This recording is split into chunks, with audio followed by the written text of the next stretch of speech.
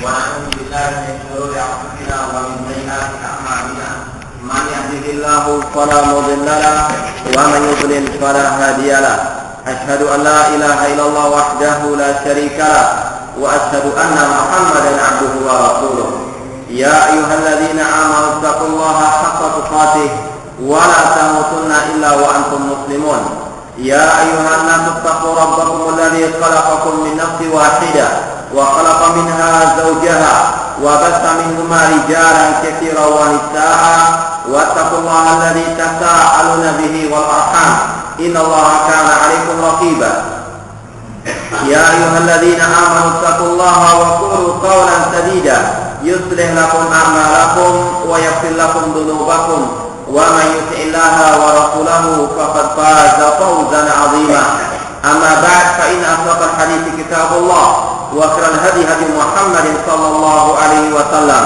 وشر الأمور محدثاتها وكل محدثة بدعة وكل بدعة ضلالة وكل ضلالة في النار. Ikhwani fillah rahimani wa rahimakumullah, kita lanjutkan kembali kajian kitab Al-Furqan Baina Auliya Rahman wa Auliya Syaitan oleh Syekhul Islam Ibnu Taimiyah rahimahullah taala. Pada pertemuan yang terakhir minggu lalu kita membahas tentang pembagian wali-wali Allah Subhanahu wa taala. Di dalam Al-Qur'an dan juga di dalam hadis Rasulullah SAW bahwasanya wali Allah terbagi menjadi dua, yaitu sabiquna muqarrabun, orang-orang yang betul-betul berlomba-lomba di dalam kebaikan dan di dalam melaksanakan ketaatan kepada Allah Subhanahu wa taala, melaksanakan yang wajib, meninggalkan yang dilarang, dan sekaligus menjalankan yang disunahkan dan meninggalkan yang makruh. Yang kedua yaitu golongan ashabu yamin, yaitu golongan kanan atau muqtasidun, orang-orang yang mencukupkan dirinya dengan yang wajib-wajib saja tanpa mengamalkan yang sunnah. Dua-duanya termasuk dari wali-wali Allah Subhanahu wa taala. Dan Allah telah menjelaskan kedua golongan ini di dalam banyak ayat Al-Qur'an. Di antaranya yang sudah kita baca kemarin dalam surat Al-Waqi'ah 1 sampai 14, demikian pula dalam surat Al-Insan ayat yang ketiga sampai yang ke-12. Kemarin kita berhenti pada ayat yang ke-10 dari surat Al-Insan ini, yaitu Allah Subhanahu wa taala berfirman, di antara ciri wali Allah yang ke-9, ayat yang ke-9 Allah berfirman, innama nut'imukum liwajhillah la nuridu minkum jazaa'an wala syukura. Ciri wali Allah, mereka memberikan makan kepada fakir miskin, para fuqara, orang-orang yang membutuhkan karena Allah Subhanahu wa taala, ikhlas karena Allah. Mereka tidak mengharapkan pujian maupun balasan dari manusia. Kemudian ciri mereka juga, inna nakhafu min rabbina yawman abusan qamtarira. Sesungguhnya kami takut azab Tuhan kami atau Rabb kami pada suatu hari yang di hari itu orang-orang bermuka masam penuh kesulitan. Ciri wali Allah, mereka adalah orang yang takut dengan azab Allah, bukan mereka yang merasa tenang dengan azab Allah, bukan mereka yang mengatakan saya tidak takut dengan api neraka, seperti yang dilontarkan oleh kelompok-kelompok sufi atau tarekat-tarekat sufi ahli sunnah meyakinkan manusia bahwasanya di antara salah satu bentuk ibadah kepada Allah yaitu takut kepada azab Allah Subhanahu wa taala. Kemudian Allah berfirman, "Fawaqahumullahu syarra dzalikal yaumi wa laqahum nadratan wa surura." Maka Rabb Allah Subhanahu wa taala memelihara mereka, menjaga mereka dari kesusahan hari itu. Dia memberikan kepada mereka kejernihan wajah dan kegembiraan hati sebagai balasan atas perbuatan yang dilakukan oleh para wali-walinya. Allah memberikan kenikmatan di surga kelak dan menyelamatkan mereka dari segala azab di akhirat. Kemudian yang berikutnya Allah berfirman, wa jazahum bima sabaru jannatan wa harira.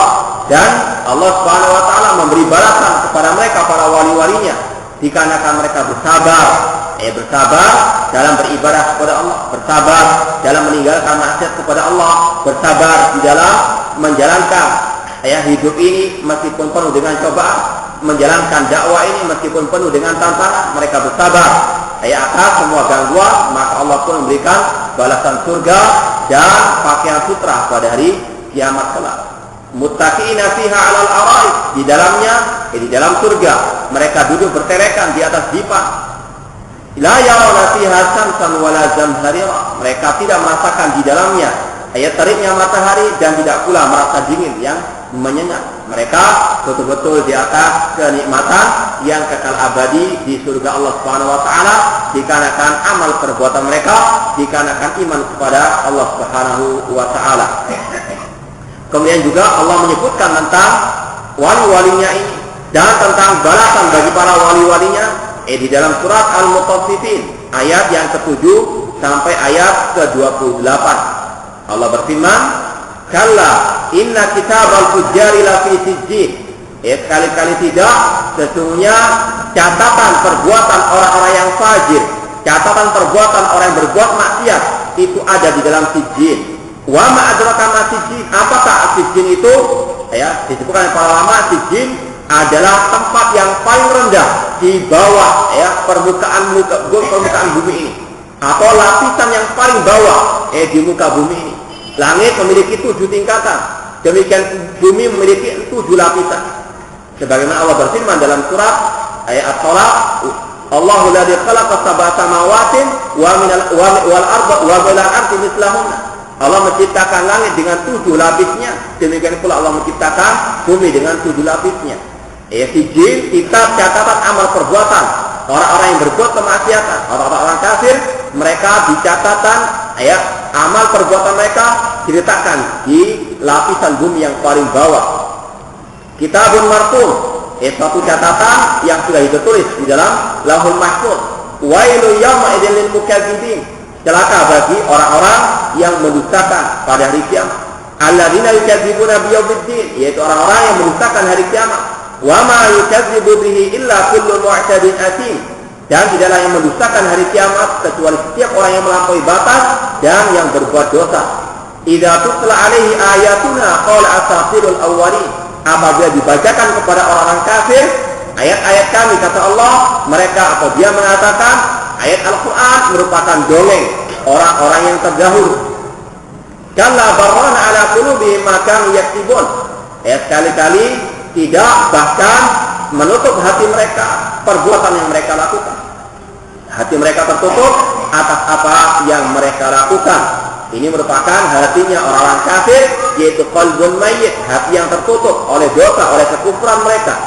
Kalla innahum ar-rabbihim yawma idzin lamahjubun. Sekali-kali tidak, sesungguhnya mereka terhalang dari melihat Rabb mereka pada hari kiamat. Kata Imam Syafi'i rahimahullah, kalau orang kafir dihalangi melihat Allah pada waktu di akhirat, pasti ini menunjukkan orang mukmin bisa melihat Allah di akhirat kelak.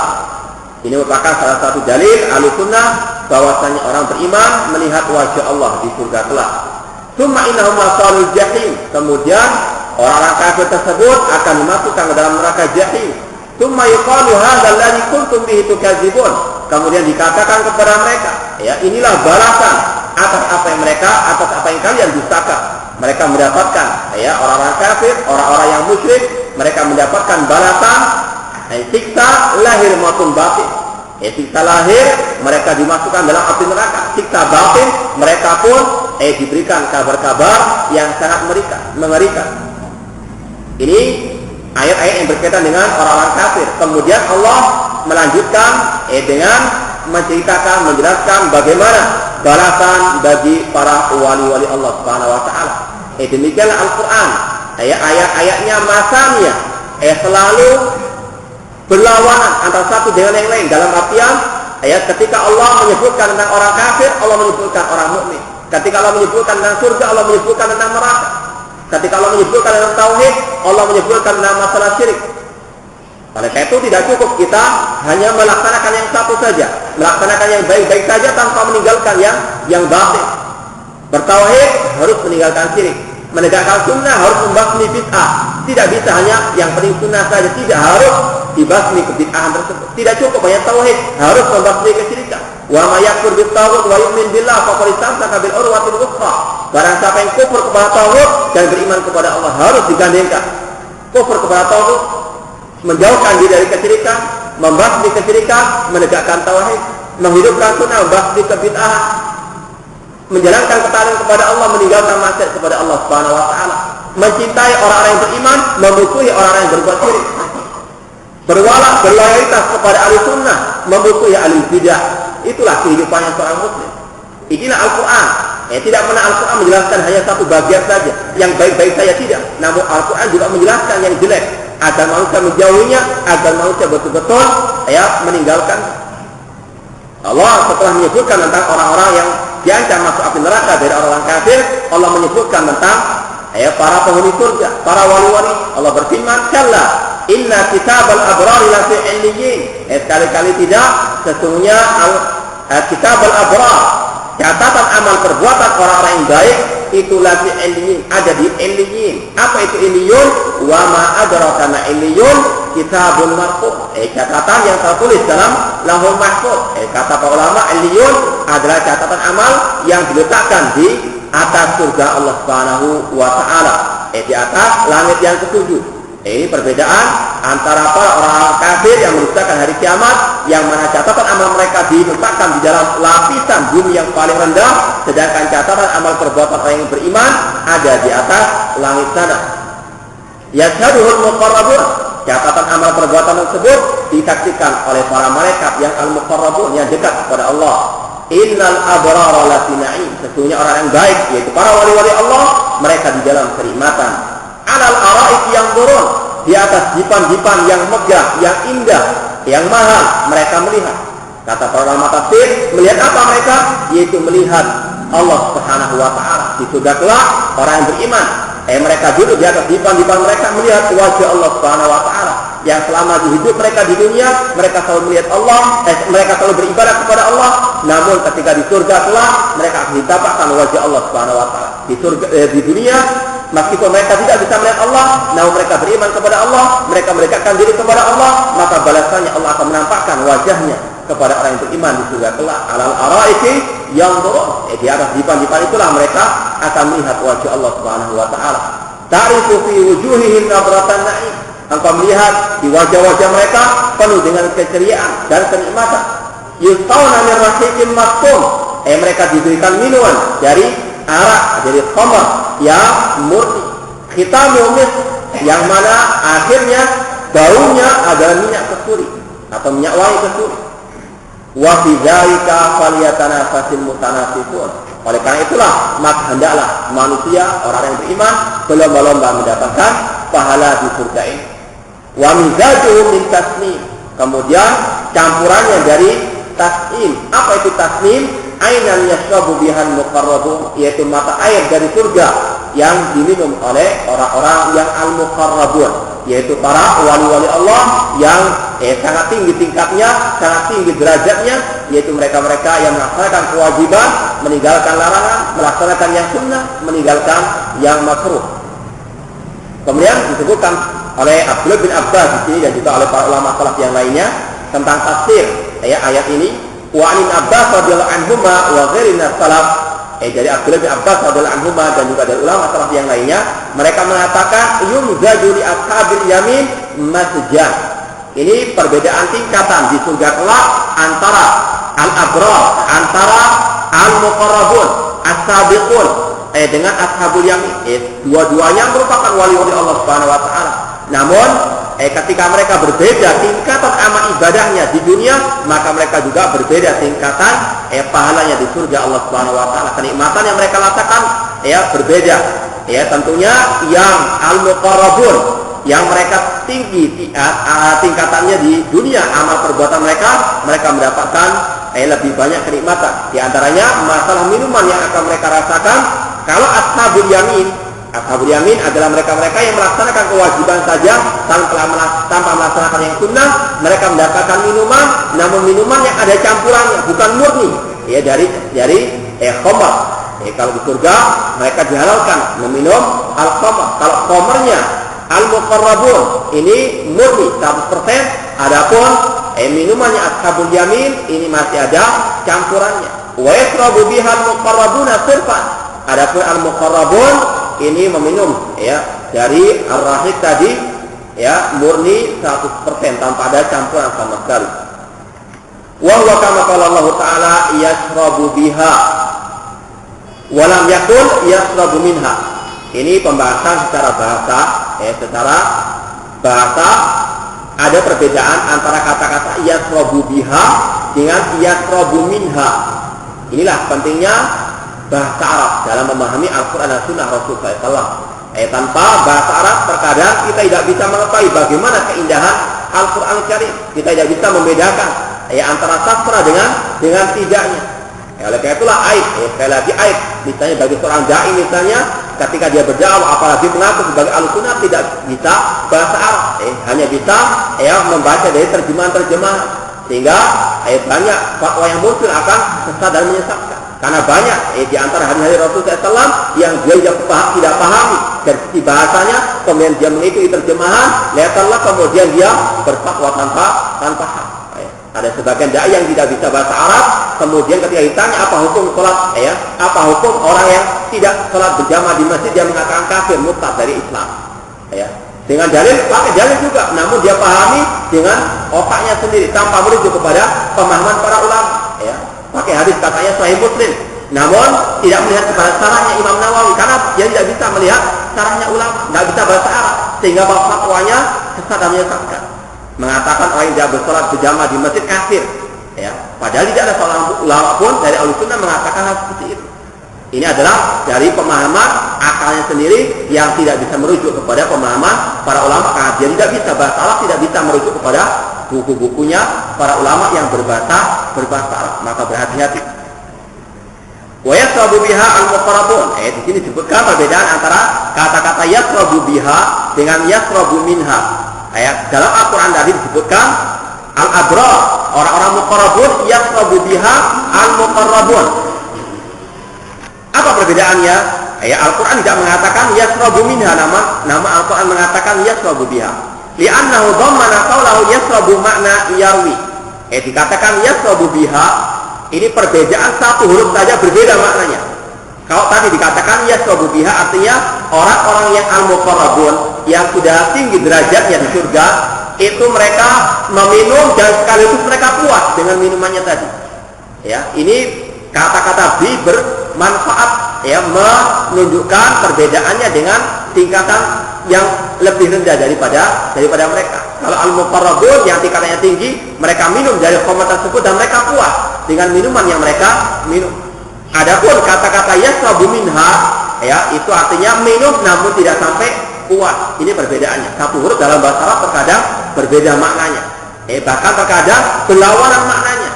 Seperti raghibati, itu artinya cinta. Raghibaan berbeda, artinya benci. Berbeda maknanya. Kalau orang nggak tahu bahasa Arab, susah. Kadang-kadang membedakan hal tersebut. Oleh karena itulah kunci mengenal agama Islam, mengenal Al-Quran dan Sunnah lewat bahasa Arab.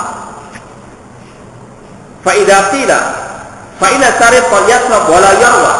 Orang yang minum terkadang dia minum, cuma terkadang tidak puas dengan minum yang dia minumnya. Oleh karena itulah orang yang muqarrabun, yang wali-wali Allah, mereka ketika minum di surga kelak mereka merasa puas dengan apa yang mereka nikmati. Faidah qila yasrabu minha lam yadulla ala ghairi. Faidah qila yasrabu biha kana makna yaruna biha. Fal muqarrabun yaruna biha fala yahtajuna ma'aha ila ma huwa dunaha. Oleh karena itulah para al-muqarrabun, wali-wali Allah Subhanahu wa taala ini, mereka betul-betul puas menikmati hidangan minuman di surga kelak, tidak membutuhkan kepada yang lebih rendah lagi. Falihada syaribuha sirfa. Oleh karena itulah mereka meminum khamar tadi secara murni tanpa ada campuran sama sekali, karena mereka betul-betul merasa puas. Bi khilafi ashabil yamin, ini berbeda dengan ashabul yamin, golongan yang kedua, tingkatan yang kedua dari para wali-wali Allah Subhanahu wa taala. Fa innaha muzijat lahum masjan. Minuman mereka ashabul yamin ada campurannya. Wa huwa kama qala ta'ala fi suratil insan. Itu sebagaimana Allah berfirman dalam surat Al-Insan yang sudah kita baca kemarin. Allah berfirman, kana mizajuha kafura. Campuran minuman mereka itu adalah kafura, air atau mata air dari surga. Ainan yasrabu biha ibadallah yufajirunaha tafjira. Mata air yang diminum oleh para hamba-hamba Allah, yaitu ashabul yamin, dan mereka mengalirkannya sesuai dengan apa yang dikehendaki oleh Allah Subhanahu wa taala. Ini tingkatan wali Allah ada dua, al-muqarrabun, as-sabiqun, dan yang kedua ashabul yamin atau al-muqtasidun. mereka semuanya wali-wali Allah Subhanahu wa taala, namun tingkatan mereka berbeda di dunia maupun di akhirat. Di dunia amal mereka berbeda, maka berbeda pula tingkatan kenikmatan mereka di akhirat. Karena semua adalah jaza min jinsil amal. Allah tidak membalas sesuai dengan amal perbuatan. Likullin darajatun mimma amil. Setiap orang mendapatkan kedudukan di surga sesuai dengan amal perbuatannya. Bukan karena keturunan, bukan karena kedudukannya di dunia, bukan karena pangkat ataupun jabatan, namun karena amal ibadahnya. Likullin darajatun mimma amil. Semuanya akan mendapatkan derajat kedudukan di surga sesuai dengan amal ibadahnya. Allah membalas sesuai dengan amal perbuatan manusia. Fa ibadallahi humul muqarrabun al-mazkuruna fi tilka surah. Hamba-hamba Allah yang mereka betul-betul mendekatkan dirinya kepada Allah, merekalah yang disebutkan dalam surat-surat ini, yaitu surat Al-Mutaffifin, surat Al-Insan, dan juga surat Al-Waqiah, dan juga masih banyak surat-surat yang lainnya. Wa hadza li'anna al-jazaa' min jinsil amal fil khairi was syarr. Karena balasan itu sesuai dengan amal perbuatan manusia. Fama ya'mal mithqala dzarratin khairan yara wa man ya'mal mithqala dzarratin syarran yara. Barang siapa yang melaksanakan kebaikan meskipun sebesar biji atom akan melihatnya kebaikan tersebut di akhirat. Demikian pula yang melaksanakan kejelekan meskipun sebesar biji atom, dia akan melihatnya pula. Al-jazaa' min jinsil amal. Ini adalah kaidah. Semua balasan sesuai dengan amal perbuatan manusia. Tidak diukur oleh keturunan, tidak diukur oleh darahnya siapa, oleh keturunannya siapa, namun oleh amal ibadahnya masing-masing. Kama qala Nabi sallallahu di sini disebutkan dalil-dalil bahwasanya Allah membalas sesuai dengan amal perbuatan manusia. Di antaranya contoh-contoh yang lainnya dia dalam hadis Rasul sallallahu, yaitu Rasul bersabda, "Man nafasa an mu'minin kurbatan min qurabid dunya nafasallahu anhu qurbatan min qurabi yaumil qiyamah." Barang siapa yang mengentaskan kesusahan seorang mukmin di dunia, maka Allah akan mengentaskan kesusahannya di hari kiamat kelak. Ini merupakan anjuran, merupakan perintah dari Allah Subhanahu wa taala dan Rasulnya agar kaum muslimin saling ta'awun 'alal birri wat taqwa, menolong di atas kebaikan dan ketakwaan kepada Allah Subhanahu wa taala. Orang mukmin harus memiliki kepedulian kepada saudaranya. Al-mu'min lil mu'min kal bunyan yashuddu ba'du ba'd. Para mukmin terhadap mukmin yang lainnya seperti bangunan yang saling menguatkan satu dengan yang lain. Tidak cuek dengan keadaan saudaranya, tidak cuek dengan keadaan kaum muslimin yang lainnya, harus memiliki kepedulian. Nabi mengatakan barang siapa yang mengentaskan kesusahan dari diri seorang mukmin di dunia, maka balasannya Allah akan mengentaskan kesusahannya pada hari kiamat kelak. Kemudian Nabi juga bersabda, "Wa man yassara 'ala mu'tirin yassarallahu 'alaihi fid dunya wal akhirah." Barang siapa yang memudahkan urusan orang yang susah di dunia, maka Allah akan memudahkan semua urusannya di dunia maupun di akhirat. Kalau kita misalnya memiliki hutang piutang, kita menghutangi seorang saudara kita, sama muslim misalnya, jangan malah ditarik bunganya, jangan ditarik ribanya. Bahkan Allah bersabda, bahkan Allah berfirman dalam akhir surah Al-Baqarah, wa in kana dzu usratin fanadratun ila maisarah. Apabila saudaramu yang berhutang itu kesusahan, maka berilah tenggang waktu. Jangan malah kalau engkau melambat bayar 10% lagi. Na'udzubillah min dzalik. Padahal Allah telah berfirman, wa ahallallahu al-bai'a wa harrama riba. Barang siapa yang menginginkan tambahan daripada hutang yang dihutangkan kepada saudaranya, maka itu adalah riba, dan Allah berfirman, wa ahallallahu al-bai'a wa harrama riba. Allah mengharamkan jual beli dan Allah mengharamkan ar-riba.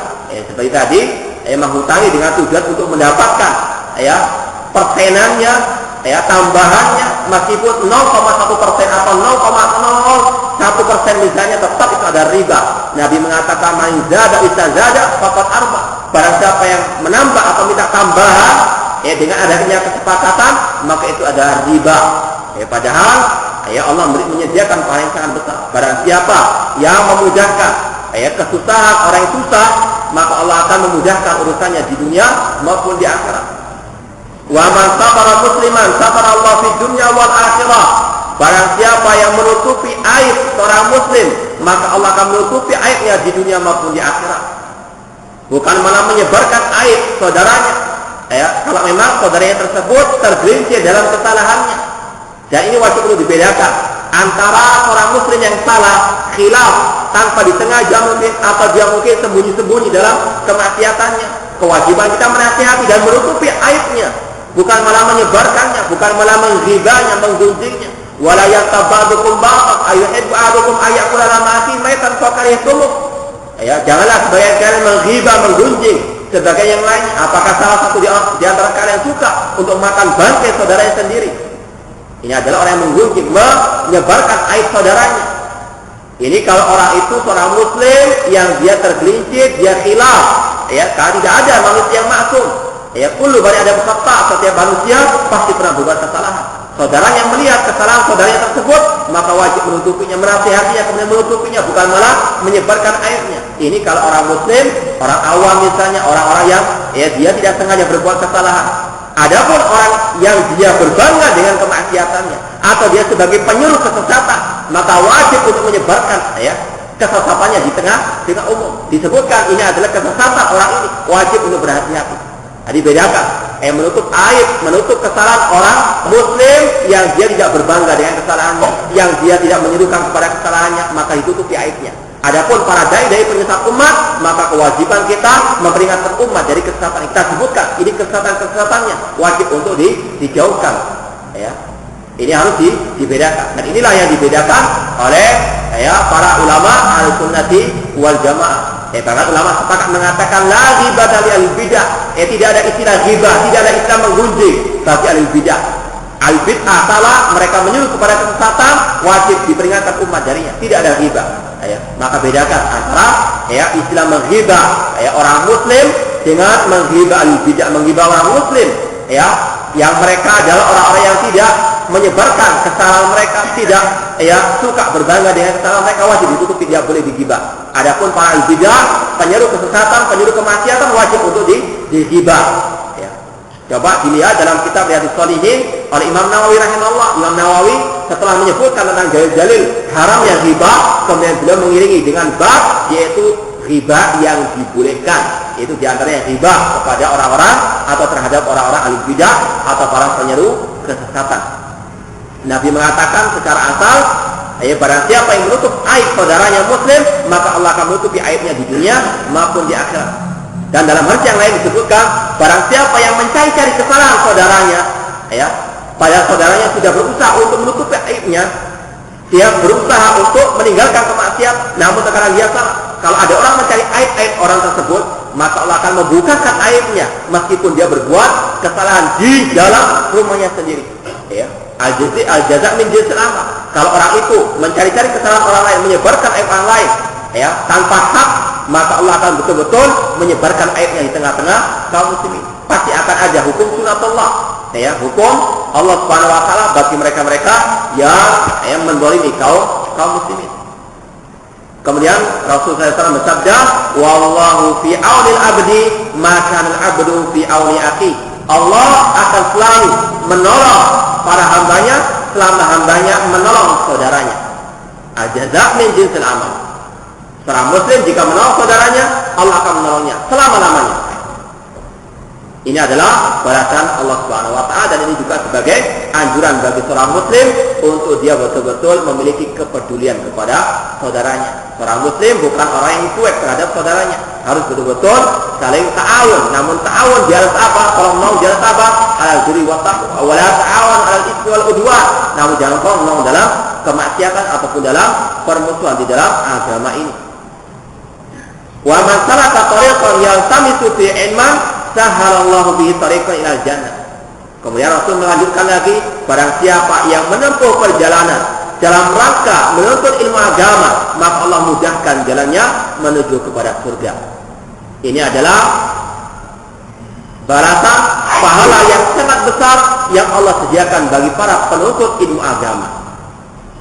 Apapun yang mereka usahakan untuk mendapatkan ilmu agama, maka Allah akan mudahkan jalannya menuju surga. Ketika mereka sudah berusaha mencari jalan kebenaran, Allah mudahkan jalan menuju kepada surga. Al-jaza' min jinsil amal. Ini merupakan sekali lagi anjuran cambuk bagi kita untuk terus bersemangat dalam belajar ilmu agama Allah Subhanahu wa taala.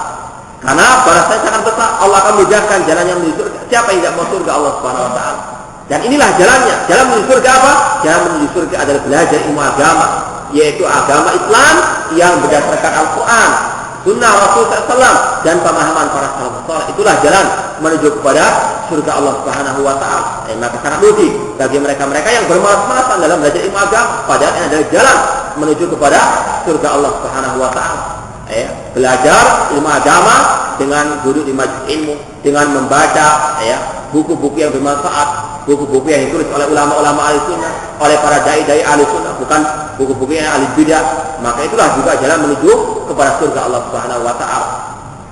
Kemudian Nabi meneruskan kembali sabda beliau, wa mastama'a qaumun fi baitin min buyutillah yatluna kitaballah wa yatadarasuna bainahum illa nazalat alaihim sakinah wa ghasyiyatuhum rahmah wa hafathumul malaika wa dzakarahumullah fi man indah.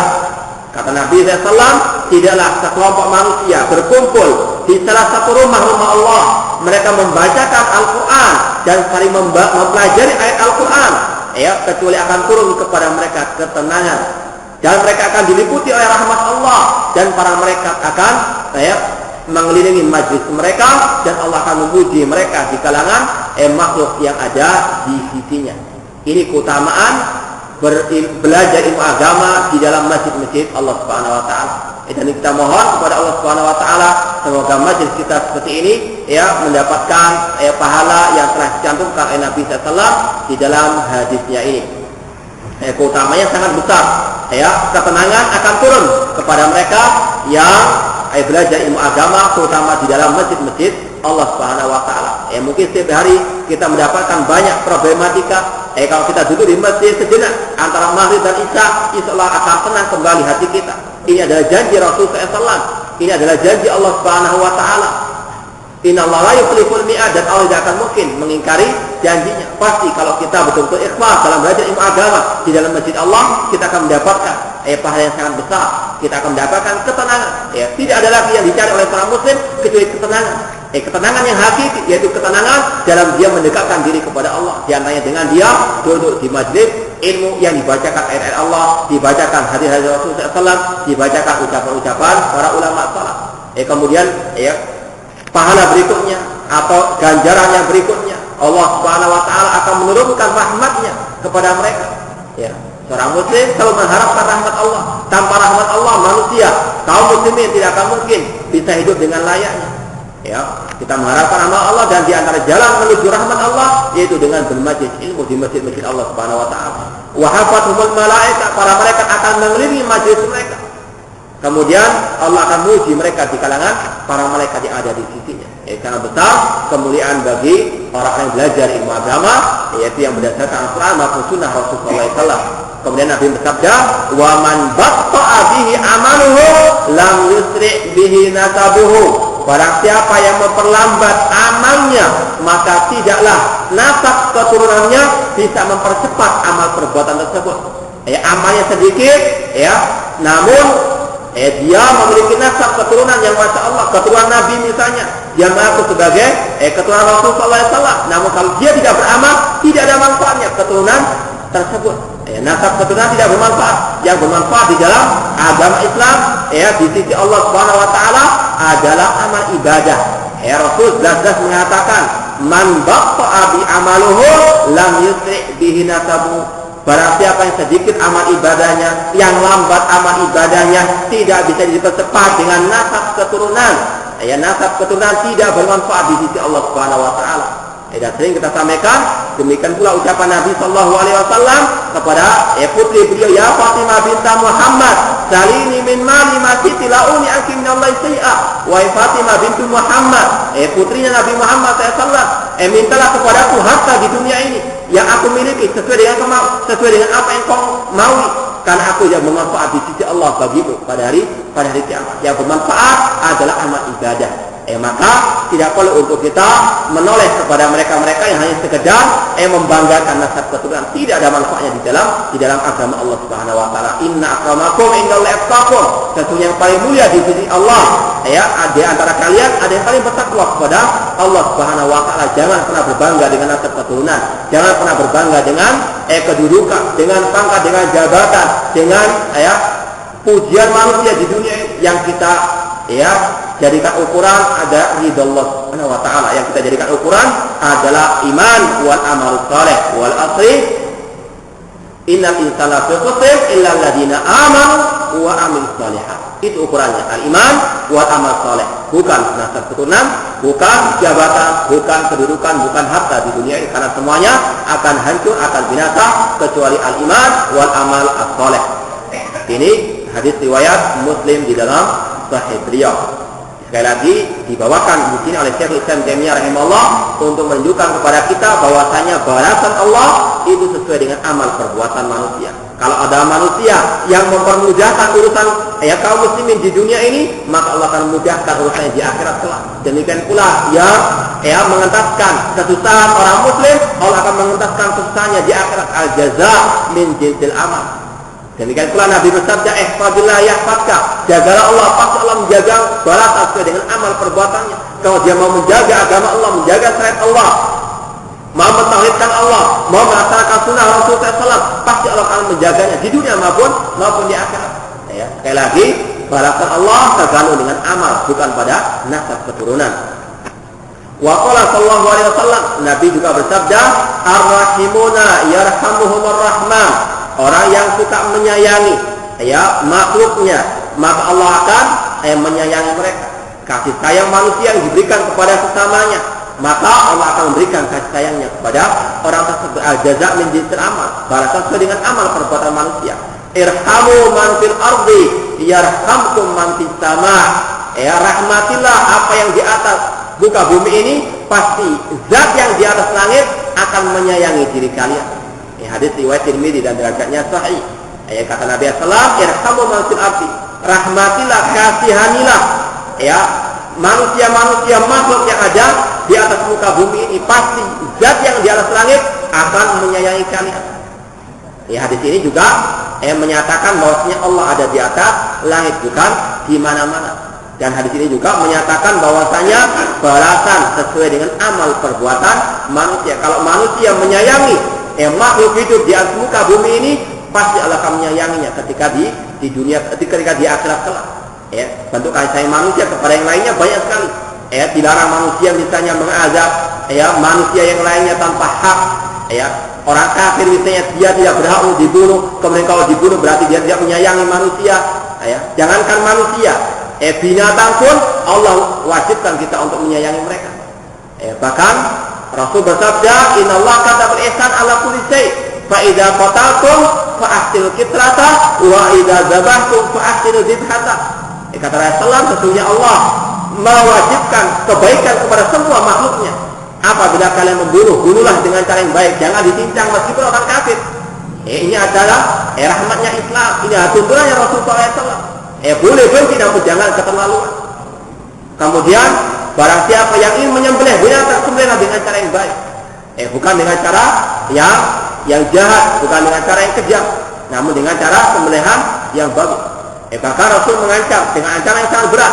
Rasul mengatakan, "Udzibat imra'atun fi hirratin, fajaratha hatta matat, la hiyat amata wa la yasaqatha hatta matat." Kata Rasulullah, seorang perempuan dahulu pada zaman sebelum Rasulullah SAW ada yang diazab di dalam api neraka. Dikarenakan apa?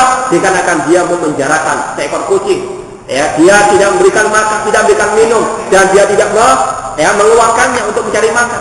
Dia kurung, dia penjarakan sampai kucing itu mati, maka balasannya Allah ada perempuan tersebut di akhirat kelak. Ini adalah ajaran Islam. Islam wa arsalnaka ila rahmatan lil alamin. Kepada binatang pun manusia wajib untuk menyayangi mereka agar mereka dirahmati oleh Allah Subhanahu wa taala. Namun kalau mereka mengazab binatang, Allah akan azab mereka di dunia maupun di akhirat. Maka wajib seorang muslim berhati-hati. Namun sangat sayangkan berapa banyak kaum muslimin yang mereka sangat kejam kepada binatang. Kerapan sapi misalnya, naudzubillah disiksa, adu, jangkrik, adu, ayam dan sebagainya. Maka ingatlah mereka terhadap hadis Rasulullah Shallallahu Alaihi Wasallam, yang mana mereka akan diazab kalau mereka mengazab makhluk Allah Subhanahu Wa Taala tanpa hak.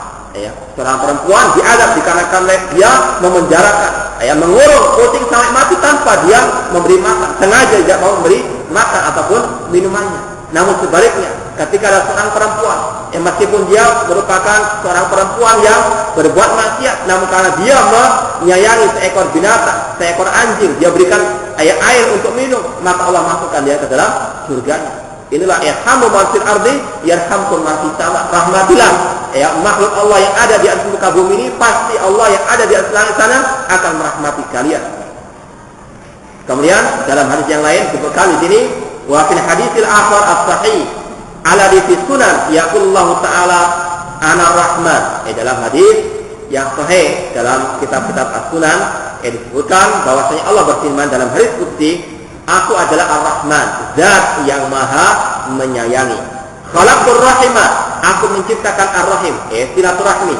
Aku menciptakan tali persaudaraan. Wa saqaqtu laha isman min ismi, dan aku ambil nama ar-rahim dari namaku yaitu Ar-Rahman. Yaitu kata-kata kalau dalam bahasa Indonesia silaturahim atau silaturahmi itu diambil dari kata-kata Allah Ar-Rahman. Faman wasalaha wasaltu, barang siapa yang suka menyambung tali silaturahmi, maka aku akan menyambungnya di akhir kelak. Wa man qata'aha batatuhu, nah barang siapa yang memutuskan tali silaturahmi tanpa hak, maka aku akan memutuskan hubungan dengannya. Hadis riwayat Bukhari dan juga yang lainnya. Dalam riwayat yang disebutkan, man wasalaha wasalahullah, barang siapa yang menyambung tali silaturahim, maka Allah akan menyambungnya. Wa man qata'aha qata'ahullah, barang siapa memutuskannya, Allah akan memutuskannya juga.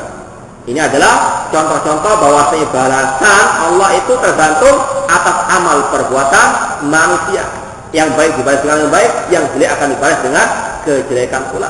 Maka silakan manusia memilih mana yang dia inginkan di akhirat kelak. Kalau dia menginginkan kebaikan di akhirat, maka wajib untuk berbuat kebaikan di dunia. Kalau dia menginginkan kejelekan di akhirat, maka kejelekan yang dia akan melakukannya. Maka naudzubillah min dzalik, salah seorang itu memilih kehidupan yang fana ini lebih daripada kehidupan yang kekal abadi di akhirat kelak. Kemudian kita jelaskan lagi tentang apa yang dijelaskan tadi. Wa auliya Allah Ta'ala nau'an. Di sini dikuatkan lagi, dijelaskan lagi oleh Syekh bahwasanya wali-wali Allah itu ada dua macam, ada dua tingkatan, muqarrabun, yaitu yang dekat kepada Allah, wa ashabu yamin, dan yang kedua adalah kelompok atau golongan kanan. Kama taqaddam, seperti yang sudah dijelaskan. Wa fadzakara Nabi sallallahu amal ismain fi haditsil auliya. Dan kedua tingkatan ini sudah dijelaskan oleh Nabi sallallahu dalam hadis tentang al-auliya, tentang wali Allah yang sudah kita pernah jelaskan dahulu. Faqala Nabi sallallahu bersabda, yaqulullahu ta'ala, Allah berfirman, man adani waliyan faqad barazani bil muharabah. Barang siapa yang memusuhi waliku, maka dia telah menguruskan perang kepadaku. Wa ma taqarraba ilayya 'abdi bimithli ada'i ma faratuhu alaihi.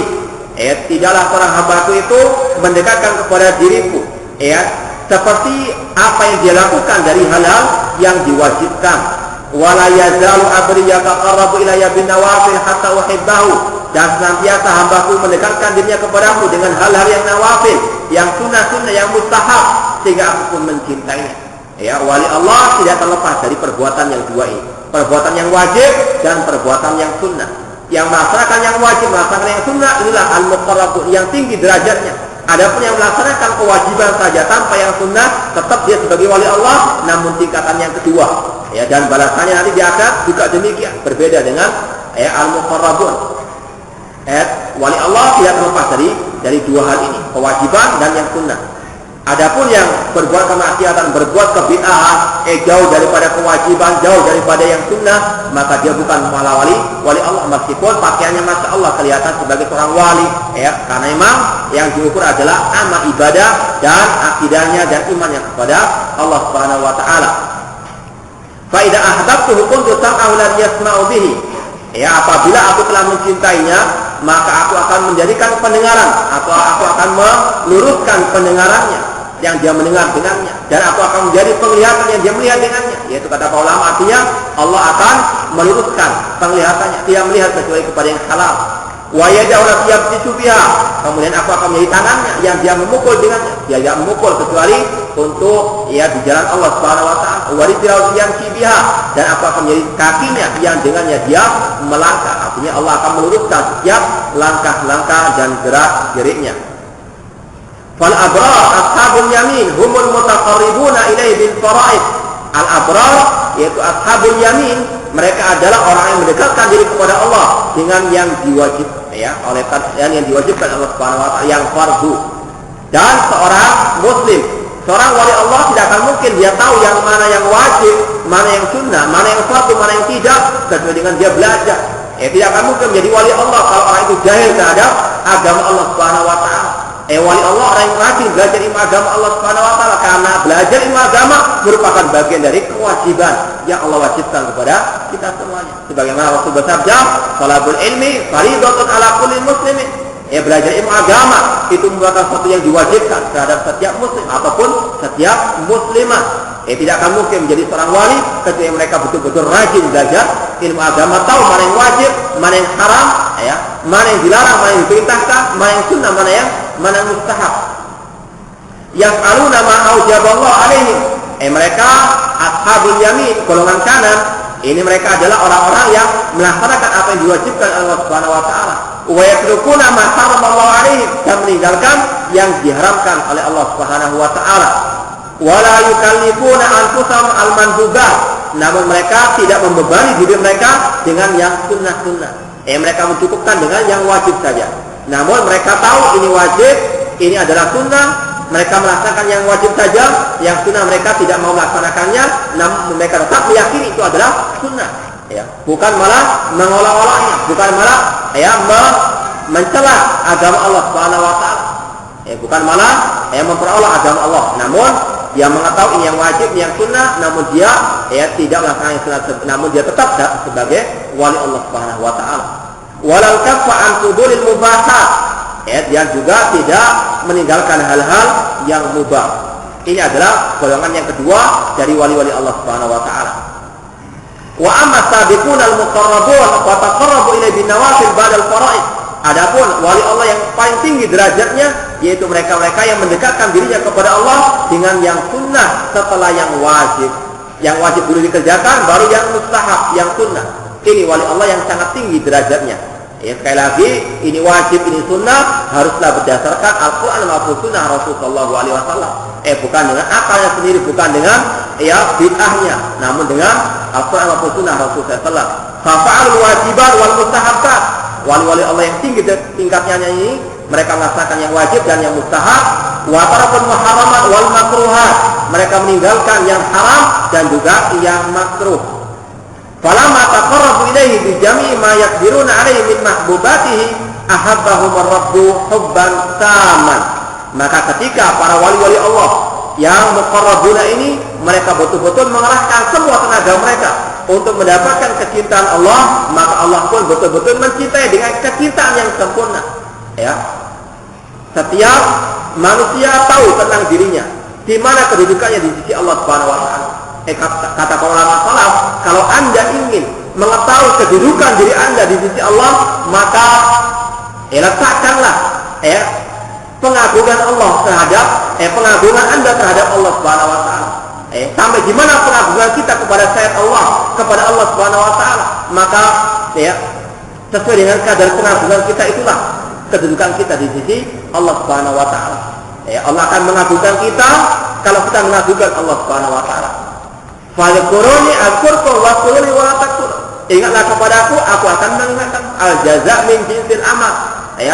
Allah akan mendekatkan dirinya kepada kita kalau kita mendekatkan dirinya kepada Allah Subhanahu wa taala.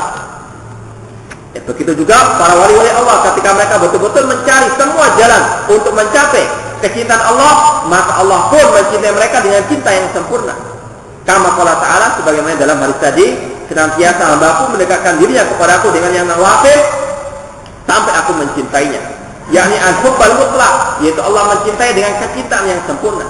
Kaqauli ta'ala, sebagaimana juga Allah berfirman, ihdinas siratal mustaqim siratal ladzina an'amta 'alaihim ghairil maghdubi 'alaihim waladdallin.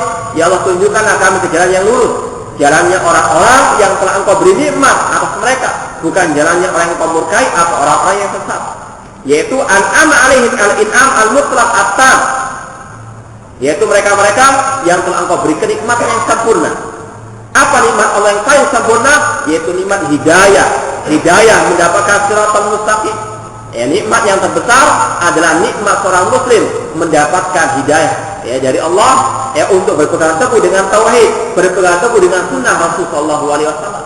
Adapun nikmat materi, nikmat harta, nikmat kedudukan, ada nikmat yang semu, yang manusia ketika meninggal dunia akan meninggalkan semua hal duniawi. Namun masalah iman dan takwa, masalah tauhid, masalah ittiba' sunnah, ini akan terus bermanfaat baginya sampai hari kiamat kelak. Itulah nikmat yang paling sempurna. An'ama alaihim al-in'am al-mutlaq.